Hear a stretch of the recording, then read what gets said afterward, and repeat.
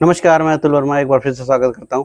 आज बाज़ारों में आपने एक ठीक-ठाक सी गिरावट देखी है और निश्चित से एक रिकवरी भी देखी है। तो टेक्निकल लेवल की अगर आप बात करिए तो बाज़ारों ने टेक्निकली मार्केट ने एक यूँ कहिए बॉटम बनाने की कोशिश ज़रूर करी है। 25,000 के आसपास एग्ज़ैक्टली निफ्टी ने लो लगाया है और वहाँ से बाज़ारों में रिकवरी दिखी है। साथ में अगर आप देखिए तो मिड कैप स्टॉक्स में एक ठीक-ठाक सी रिकवरी दिखी है। मिड कैप स्टॉक्स में शाम के समय तकरीबन अगर सीपी मिड निफ्टी की बात करिए करीब 1% तक की रैली बनी है। तो निचले स्तरों से बाज़ारों में स्टॉक्स में भी और इंडेक्स लेवल पर भी रिकवरी दिखी है। जबकि वो रिकवरी बहुत ज़्यादा हद तक निफ्टी और बैंक निफ्टी में नहीं थी। निफ्टी कहीं न कहीं गिर रहा था, आईटी इंडेक्स का उस पर दबाव ज़रूर था, मगर फार्मा वहाँ पर रिकवरी कर रहा था, तो उस नाते वो तेज़ी दिखती है। मगर कहीं न कहीं जिस तरह से मिड कैप ने रिकवरी करी है और मिड कैप स्टॉक्स जब अब नया आगे की तरफ बढ़ते हुए दिखाई पड़ रहे हैं, मिड कैप स्टॉक्स आपके नए हाईज़ की तरफ बढ़ रहे हैं। कई सारे स्टॉक्स ने, जैसे आनंद राठी करके स्टॉक है जिसका एक अच्छा रिजल्ट आया था, रिजल्ट के बाद उसने फ्राइडे को भी ब्रेकआउट किया था और आज उसने नया ब्रेकआउट किया है, या यूँ कहिए नई रैली देखी है। करीब 20% तक की तेजी आपने देखी है उस स्टॉक में। तो फ्राइडे से लेकर के अब तक उसमें करीब-करीब 35-30% की रैली हुई है, तो जो कि काफ़ी बड़ी रैली है। तो अगर आप सही चार्टिंग कर रहे हैं और सही चार्ट को सही ढंग से देख रहे हैं, तो वहाँ पर वो एक मौका बना है। तो कई सारे स्टॉक्स हैं, मिड कैप के स्टॉक्स हैं जहाँ पे रिकवरी हुई है, मिड कैप के स्टॉक्स कई सारे ऐसे हैं जहाँ पे रैली बन रही है, और कई सारे मार्केट में बाकी पॉकेट्स में कोई बड़ी रैली हो रही हो ऐसा नहीं है। बाकी पॉकेट आपकी ठंडी पड़ी हुई है, बट कुछ जगहों पर तेजी देखने को मिल रही है। अगर आप बाज़ारों की बात करिए, निफ्टी बैंक हल्का-सा ग्रीन में बंद हो पाया। निफ्टी जो है 25,082 के आसपास बंद हुआ, तो टेक्निकली निफ्टी अपने सपोर्ट 25,000 के आसपास से रिकवर किया है। कल के लिए भी इंपॉर्टेंट यही होगा कि क्या बाज़ार 25,200 के ऊपर निकलेगा। 25,200, 25,250 के ऊपर अगर बाजार निकलेंगे तो फिर आपको एक अच्छी और रैली देखने को मिलेगी। लेकिन जिस तरह से मिड कैप दिन के दौरान भी ग्रीन था और शाम को अगर आप देखिए तो तकरीबन 1-1.25% से ज़्यादा आपका स्मॉल कैप इंडेक्स ग्रीन है। 18,954 पे बंद हुआ, यानी 19,000 की रेंज में बंद हुआ है। बॉटम बनता दिख रहा है और बॉटम अब यहाँ से अगर ऊपर की तरफ बढ़ेगा तो बाज़ारों में तेज़ी हो सकती है, आपके पोर्टफोलियोज़ में ग्रीनरी दिख सकती है। मिड कैप में आज अच्छी रैली रही है, तो इसीलिए अगर आप स्टॉक देखिए, बीएससी हुआ, एमसीएक्स हुआ, स्टॉक मार्केट से रिलेटेड बहुत सारी कंपनियां, आनंद राठी की मैंने बात करी है, उन सभी में रैली रही है। जो लार्ज कैप को छोड़ दीजिए, जो अच्छे मिड कैप स्टॉक्स हैं उनमें ठीक ठाक सी रिकवरी थी। चाहे ऑटो स्टॉक्स में बात करिए, एसएमएल इजलू, वहाँ पे नए हाइज लगे हैं।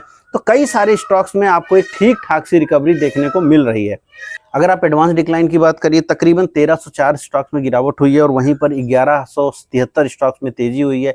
तो एडवांस डिक्लाइन में थोड़ी सी गिरावट जरूर दिखती है, लेकिन जो क्वालिटी स्टॉक्स हैं वहाँ पर रिकवरी बनी है, वहाँ पर रैली बनी है।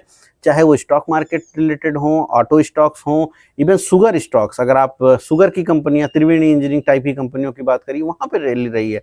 तो मार्केट बहुत स्पेसिफिक है इस समय, लेकिन काफ़ी हद तक मौके बना के दे रही है जहाँ पे रैली बन रही है। अगर आपको ध्यान हो, मैंने एक वीडियो किया था कि दिल्ली में जो कार निकल रही हैं या कहीं जो गाड़ियाँ जो बाहर जा रही हैं, उनसे किन कंपनियों को बेनिफिट हो सकता है। उसमें हमने एक सेकंड हैंड कंपनी की बात करी थी, सेकंड हैंड कार कंपनी की, कार ट्रेड करके। तो वो कार ट्रेड नाम की जो कंपनी है वो भी अपने नए हाइज पे चल रही है और वो भी नए ऊंचाइयों की तरफ और बढ़ती दिखती है, ब्रेकआउट किया उसने।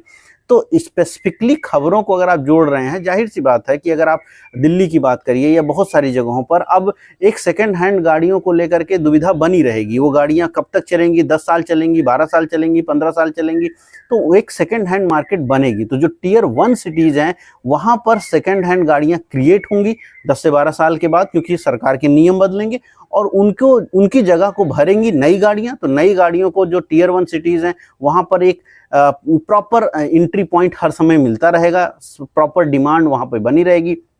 इस तरह से आप सोच सकते हैं।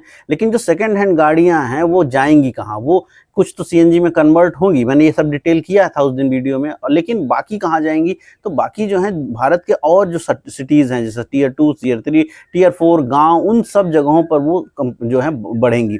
अब होता ये है कि जब आप किसी बड़े शहर से दूर रहते हैं तो आप उन गाड़ियों को कैसे खरीद सकते हैं? पहले का ज़माना अलग है, जब आप आते थे और देखते थे और खरीदते थे। अभी इन चीज़ों पर लोगों का बिलीव भी घटा है और इसीलिए आ गई हैं बिचौलिया कंपनियाँ। तो जो भी कंपनियाँ इस टाइप के बिजनेसेस कर रही हैं कि वो एक सर्टिफिकेशन दे रही हैं है कि ये पर्टिकुलर कंपनी की गाड़ी जो है उन्होंने ली, एक पर्टिकुलर बायर से गाड़ी खरीदी सेकंड हैंड और उसको वापस से उसको जो भी है उसमें वेयर एंड टेयर है उसको ठीक किया। अगर नहीं है तो अच्छी बात है, फिर उसने सर्टिफाइड किया, एक गारंटी उसके ऊपर चिपकाई और रेट बढ़ाया और उसके बाद उसको जो है वो बेच रहे हैं। लेकिन बढ़े हुए रेट पर भी आपको वो सस्ती पड़ रही है, सेकंड हैंड है इसलिए, और आप उसको खरीद पा रहे हैं उस कॉन्फिडेंस के साथ कि यहाँ पे कुछ ज़्यादा प्रॉब्लम नहीं होगा। तो कारटेड उस टाइप की कंपनी है जहाँ पर ये चीज़ें वो करती है। मेरा कोई रिकमेंडेशन नहीं है, मैं सिर्फ एक बिजनेस मॉडल को आपके सामने रखने की कोशिश कर रहा हूँ। कोई रिकमेंडेशन नहीं है, बाई या सेल पर मेरी कोई आपसे बात नहीं कर रहा हूँ मैं। अगर आप कुछ भी डिसीजन लीजिएगा तो अपने फाइनेंशियल एडवाइजर से पूछिए, बट लॉजिक्स इस टाइप के स्टॉक्स में बनते हैं जहाँ पर आपको मौके बन रहे हैं। तो मार्केट में आपको बहुत सारे मौके बनते हैं, बहुत सारी खबरों पर आपको मौके बनते हैं, लॉजिक्स आपको देखने पड़ेंगे, चार्ट आपको देखने पड़ेंगे।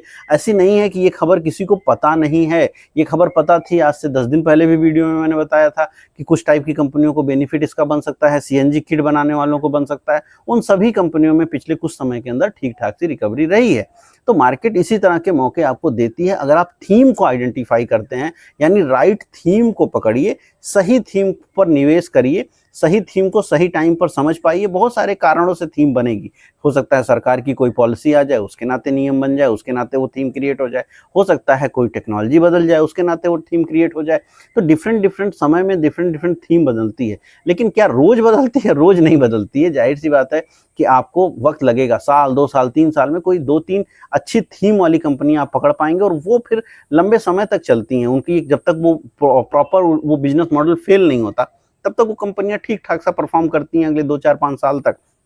तो थीमेटिक अगर आप निवेश करते हो, थीमेटिक निवेश का एक चलन है बहुत सारा वेस्ट में। अगर आप उस टाइप के निवेशक हो तो हमेशा खबरों को, हमेशा डेटा को, रिपोर्ट्स को और आज जो डे टू डे चीज़ें चल रही हैं उनके साथ जोड़िए और फिर उसके साथ आप जोड़िए अपने उस पर्टिकुलर स्टॉक के चार्ट को, और फिर जो आपका रिजल्ट बनेगा वो रिजल्ट होगा कि आप उसको बाई या सेल कर सकते हैं। तो ये बात हमेशा ध्यान रखना चाहिए, इन पर हमेशा फोकस करना चाहिए। खैर, अगर हम लोग निफ्टी की चर्चा करें तो जाहिर सी बात है अब हमारे पास लेवल क्या बनते हैं। 25,000 जो आज का लो है वो अब बहुत इंपॉर्टेंट हो जाएगा।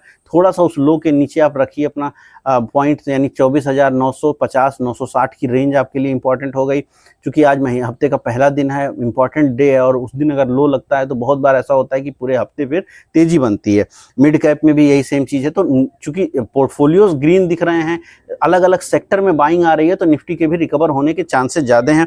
ऊपर के साइड में पहली जो रुकावट आएगी वो 25,250 की रेंज में आएगी। 25,250 निकलेगा तो फिर 25,400 की रेंज आपके लिए इंपॉर्टेंट हो जाएगी।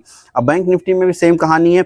बैंक निफ्टी चूंकि कहीं गई नहीं है, 56,740 के आसपास क्लोज कर गई है और वहीं पर उसका मेजर सपोर्ट बने रहे हैं। तो जाहिर सी बात है कि अब नीचे की साइड में जो लेवल है वो बदले नहीं है, लेवल वही रहेंगे 56,200 वाले। 56,000 56,200 की रेंज बैंक निफ्टी के लिए नीचे इंपॉर्टेंट रहेगी, और वहीं पर ऊपर की साइड में 57,500 की जो रेंज है वो इंपॉर्टेंट रहेगी। यानी 700 पॉइंट का जो बैंक निफ्टी का एक रेंज है वो रेंज बना रहेगा, और उसी रेंज में आने वाले वक्त में भी बैंक निफ्टी आपका कारोबार करती हुई दिखाई पड़ सकती है। बाकी बाजारों में बहुत वॉल्यूम नहीं आया है अभी तक। एफआईआई डीआईज के नंबर देख करके भी वॉल्यूम बहुत ज़्यादा बढ़ता नहीं दिख रहा है। रिजल्ट सीजन चल रहा है तो रिजल्ट जिनके अच्छे आएंगे वहाँ पर पोजीशन बन रही है। जैसे मैंने शुरुआत में एग्जाम्पल दिया, आनंद राठी रिजल्ट अच्छा दिया था, शुक्रवार को स्टॉक ऊपर गया, नए हाइज लगाया और आज उसमें वापस से 15% की रैली बनी है। तो रिजल्ट्स अच्छे आएंगे तो वहाँ पर फोकस रहेगा, क्योंकि इस बार बहुत लोगों को लग रहा था कि स्टॉक मार्केट रिलेटेड कंपनियां खराब रिजल्ट लेके आएंगी, ऐसे में वो एक कंपनी अच्छा रिजल्ट ले आई तो अच्छी चीज हो गई उसके लिए।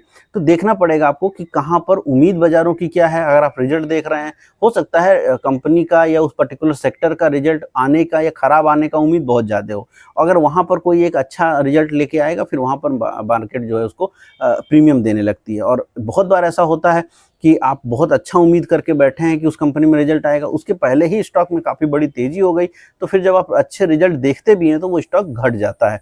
तो रिजल्ट बहुत ट्रिकी होता है। प्री पोजिशनिंग, रिजल्ट से पहले की पोजिशनिंग बड़ी इंपॉर्टेंट होती है, किस तरह से रिजल्ट से पहले की पोजिशनिंग हुई है, और उसके बाद फिर जो है आप रिजल्ट के ऊपर फोकस करते हैं कि वहाँ पर किस प्रकार के फिर आने वाले वक्त में रिजल्ट बन सकते हैं।